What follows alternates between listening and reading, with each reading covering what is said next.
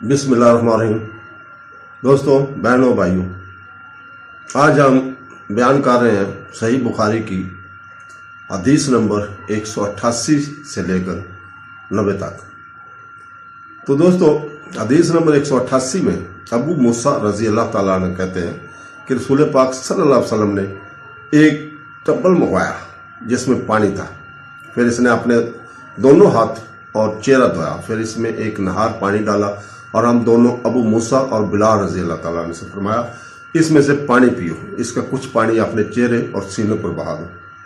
इस तरह 189 में इब्न शहाब कहते हैं कि महमूद बिन रबी वो शख्स था जिसके चेहरे पर नबी करीम सल्लल्लाहु अलैहि वसल्लम ने लड़कपन में, बचपन में अपने खानदान के कुएं से एक मुंह पानी निकालना था और अरवा अलमसवार वगैरह की रिवायत से आपस में गवाही देते हुए कहा कि जब रसूल पाक सल्लल्लाहु अलैहि वसल्लम ने वजू किया तो आपके सहाबा पानी की बाकियात के लिए करीब करीब लड़ रहे थे।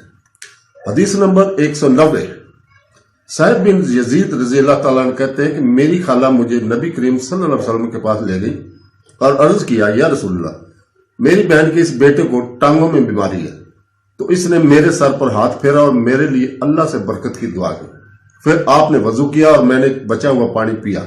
मैं इसके पीछे खड़ा हुआ और इसके कंधों के दरमियान नबूवत की मोहर देखी और वो ज़ेरा अल-जला यानी छोटे खेमे का बटन है, लेकिन बाद ने कहा तितर का अंडा वगैरह।